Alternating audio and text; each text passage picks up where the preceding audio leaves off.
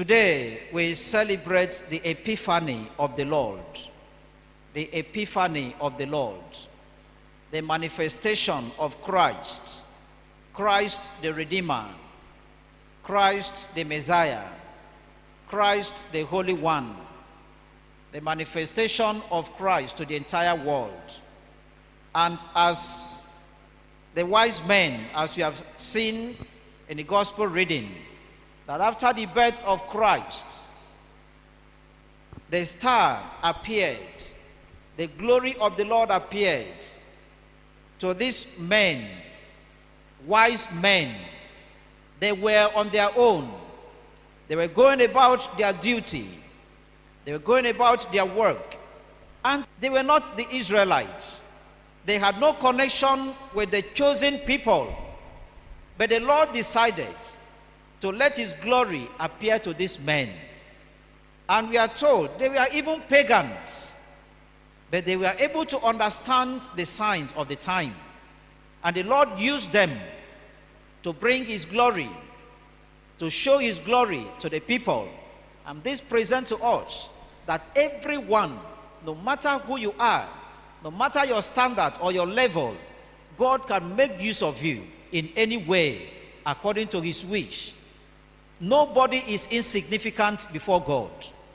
Nobody is useless before God. Everyone is important. Everyone is useful. Everyone is attractive to God.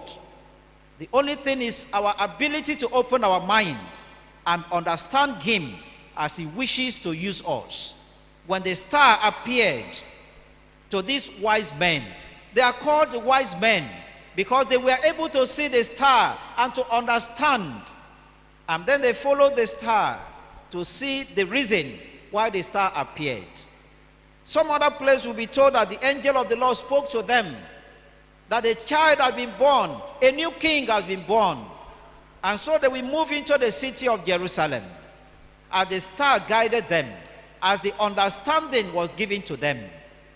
And the reading says, when they entered into the city of Jerusalem, they could not find their way. The star had disappeared, and they found themselves into the palace of Herod, because Herod was the king. And if a new king was to be born, he should be in the palace of the king. So that made them go to ask Herod. We saw the star, and the message came that the new king has been born. We have come to pay homage to him and to present our gifts to him. Herod did not know what was going on. In the city of Jerusalem, no one knew what was happening. They were busy going about their business. They were doing all other things. The great light that came, none of them knew. Not even the priests. They did not understand what was happening. When these men came, and the Lord guided them into the palace of Herod, and they became the carriers of good news. They came and said to Herod, we have seen a particular star. Show us the baby. They were the ones who proclaimed the good news to the palace of Herod. And that is why we say, even though they were pagans, the Lord used them to proclaim the good news to the people. And when they proclaimed this to Herod, even though Herod did not know what was going on, he asked them questions. Where did this happen? When? And he even summoned the priests, the chief priests, the elders, the scribes, and he tried to find out from them, what is this that I am hearing? The priests did not know. The scribes did not know. The elders, none of them knew what was happening. Maybe they were busy going about so many other things, observing their laws and all that. And now, when Herod asked them, and they could not answer, and the priests only said that it was prophesied some time ago that a child will be born, a new king will be born in the city of Judah in Bethlehem, and all that. And when they said this, Herod became even more confused. And he said to the wise men, go and continue to search. When you have found the baby, come back and tell me, so that I will also go and see him, and also give him my gift, and prostrate before him. even though he had wrong intention. But the major point is, the message has come, that a light has come. There was so much darkness at the time. Herod was a very wicked king, and he ruled the people with iron hand. They were afraid of him. And even Herod himself, to hear that another king had come, wickedness manifested in his heart, and he was thinking of what to do to that baby. But God will not allow him have his way. Now the message has come to him, that the light has come. The darkness that enveloped the people, the new light is coming, that will push away the darkness, and the people will experience that joy again. Now if we go over to the first reading from the prophet Isaiah, Isaiah chapter 60, from verse 1 up to verse 6. When Isaiah the prophet, sent by God to speak the word to them, a people who lived in darkness. And when we are talking about darkness here, not just the darkness of the absence of the physical light, not the kind of darkness we experience in the night, but the darkness of evil, the darkness of trouble, the darkness of insecurity, so many things happening, the darkness of hardship, people crying and wailing every night and day, and always crying, who will save us? Who will deliver us from all this? And they kept crying. When Isaiah now was sent by God, I'm to say, speak to the city of Jerusalem. Tell them their light is coming. Tell them the light is already here. And as we hear from the word of the first reading, as it begins, arise, shine, for your light has come. The Lord has come to wipe away your tears. I have heard your cry. I have seen your suffering, and I have come to deliver you. As the Lord sent Moses in the book of Exodus chapter 3, when God sent Moses at that time, and we say, go to the land of Egypt, go and tell my people, I have heard your cry, I have seen your sufferings, and I have come to deliver you. In the same way, at this particular time, the Lord is also sending Isaiah, speak to my people, I have seen your sufferings, I have heard your cry, I have come to deliver you. I have come to bring my light upon you, and that light will shine, and no darkness will be able to put it off. That light of Christ, that light will come upon the people. And when Isaiah proclaimed to the people, at this moment they were wondering, where is this light? Who is it going to be? How is it going to rise? Everyone was expecting the coming of the Messiah. Everybody was searching, let this Messiah come. Let this great one come. And they kept waiting. And they will still wait for so many years.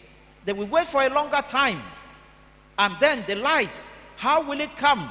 Even when the people, as they returned from exile, they came back to their own homes, and they felt at that moment that everything will be okay. But things were not okay. Insecurity was still around them. So much hardship. And the people kept crying, oh God, when will you visit your people? Do not abandon us. Do not allow us to be like a people without a God. Come to us. And they kept crying and praying to God. And God, who will not abandon his people, will also answer them. God will listen to them. And God will say to them, I have come to deliver you. And as Isaiah made a promise, and he said, your children will return to you.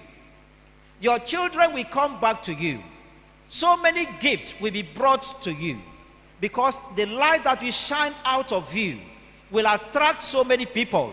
You will become a point of attraction to so many nations. All will come into your presence.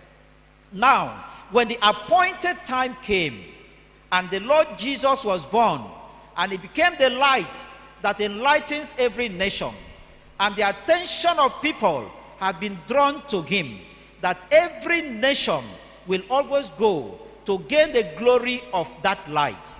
And that is the light that attracted the attention of these headsmen, the wise men. And they came, even when they now left the presence of Herod, And the Bible will say the star guided them to where the baby Jesus was. They came into the place, they saw the baby, and the mother and Joseph, and they prostrated, they worshipped him, they presented their gifts. And then there was a warning in the dream not to go back to Herod, because Herod did not mean well for the child. Herod signifies the presence of darkness in the world. Herod and his kind of leadership signified the darkness that enveloped the people. Herod was wicked. Herod was selfish. Herod was evil. He did not mean well at all. His presence signified darkness. But then the light has come, as we always see, and as the Bible will always present to us, when the light rises, no darkness can ever cover that light.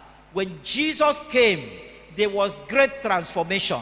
It became the point of great transformation in the entire universe. The coming of Jesus changed the course of history. And that is what we are celebrating today. The coming of that light that has changed everything. We can no longer live in fear, because we know that the great one, the Messiah, the glorious one, has come. And because he has come, every darkness will give way. And when Herod, because of the darkness that was around him, and he represented that darkness, he will rise up to think of how to do away with the child. But then, who can ever fight against God and succeed? Nobody. When you make yourself an agent of light, darkness may threaten you, but that darkness will never succeed. So many things may threaten, but will never succeed, because you are an agent of light. And Christ the light is guiding your ways and is also leading you. Today, like the wise men, we have all come into the presence of the Lord. We have come to see him. We have come to pay homage to him. We have come to worship him. And what brought us into his presence? Because we have heard the good news. As St. Paul will say, that himself, he was called and commissioned to present the good news to the people, even to the Gentiles. And he will now say that both the Gentiles and the Jews, everyone has accepted that message. And that message is for all. And now we have come into his presence to worship him and to adore him. Now that we have come to him, like the wise men, the question now is, what are we going to present to him? The wise men struggled. They suffered. They went through difficult times. We are not told how many days they had to spend in walking and searching for the baby Jesus. And of course, it was not easy for them, but they sacrificed all this just to get to the light. And they made all this as a sign of their loyalty and their worship to the new king. Today, we also make efforts, and the question still remains, what gifts will I give to him? We have come to the manger. The light has led us, the light of faith, the faith in our minds, the light of understanding has made us to leave our homes and to come to the church this morning. The light of faith makes us understand that when we come, we'll meet the baby Jesus. We'll meet with the presence of the Lord. Now that our faith has brought us into his presence, what are we going to offer him? What can we give to him? What will be my gifts? Will I present myself to him? Will I present my treasure to him? Will I open my bag and say, this is what I have? When the wise men came, they gave him the gift of frankincense. They gave him gold. They gave him myrrh. These were precious items to them. And at that time, these were precious items. And they presented all this to him. Today, it may not be frankincense. It may not be gold. It may not be myrrh. It may be our heart that we present before him. And we tell him, Lord, I will serve you in sincerity. Lord, I present myself to you because you have brought me to this very time. Because you have made me to see the light of a new year. Because you did not allow my life to be cut short. Because you have allowed me to experience your glory. I offer myself to you. I will serve you in sincerity. That can be a gift we offer to him today. And we say to him, Lord, because you have brought me into your presence, I will devote my time to you. I will devote my treasure, my talent to you. I will make effort to always be there. That can be our gift to him.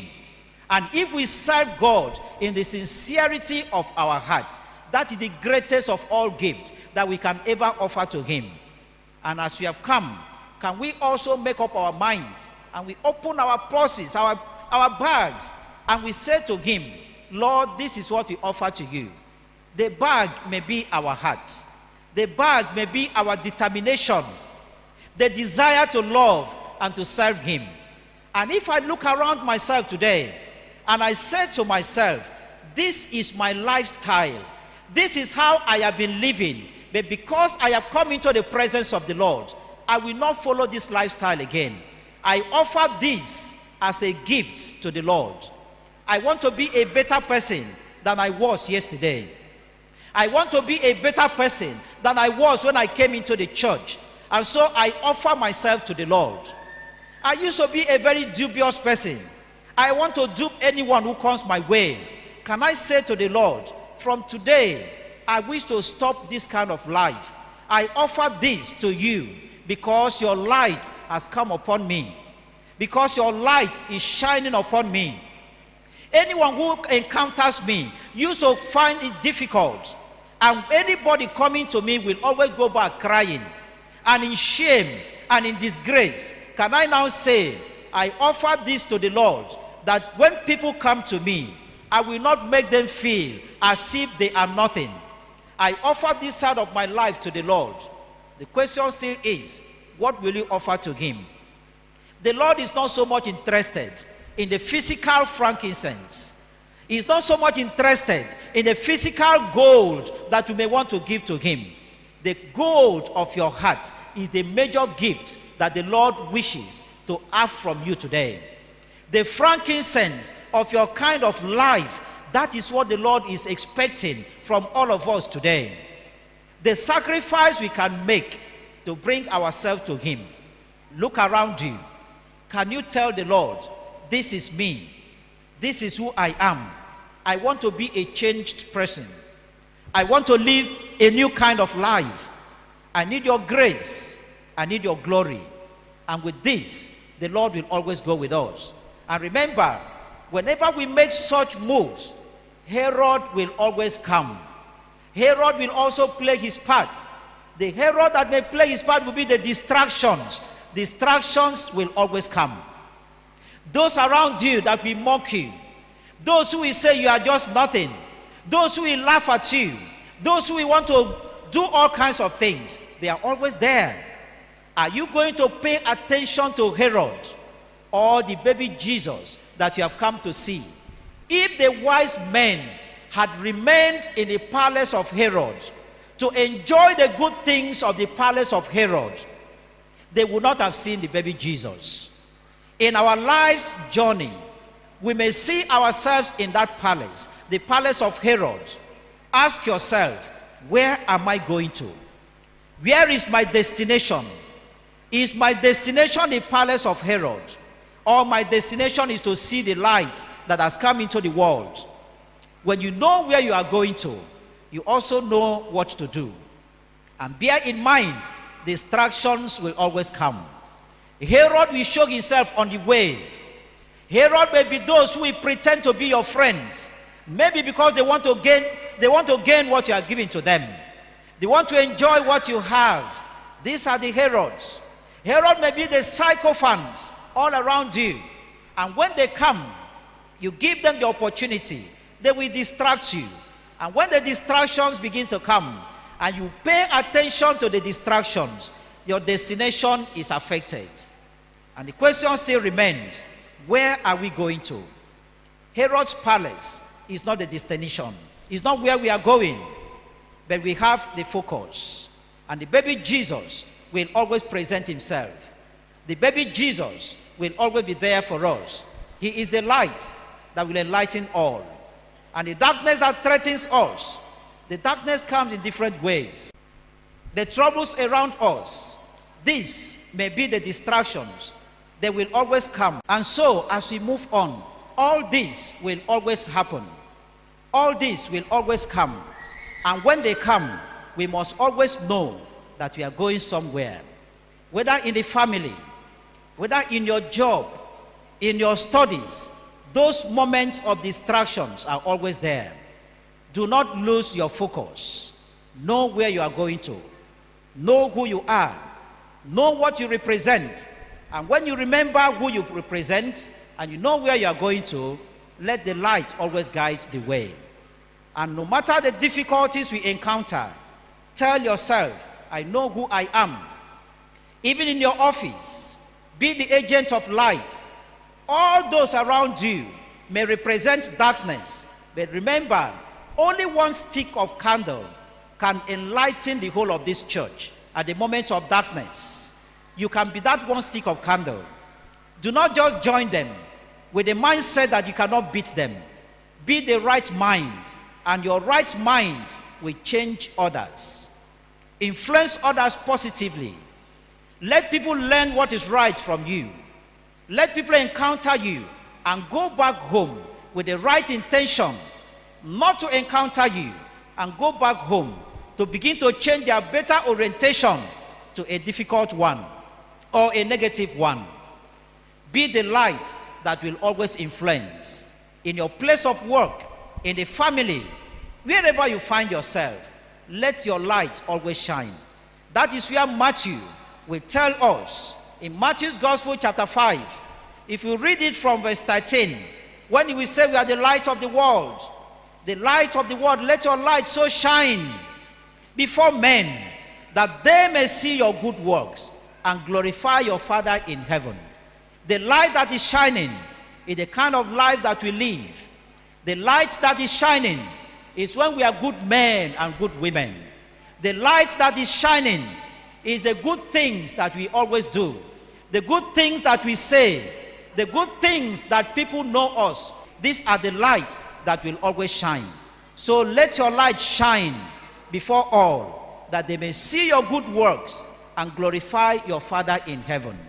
Let the light continue to guide our ways. And as Christ has come into the world today, and he makes us agents of light, may that light guide our ways. May that light accompany us always. May that light continue to lead us wherever we go. May that light threaten any darkness that may threaten our ways.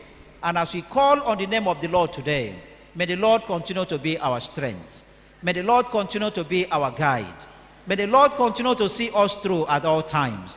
May the Lord hear us as we call on his name. For this and many other prayers we ask through Christ our Lord.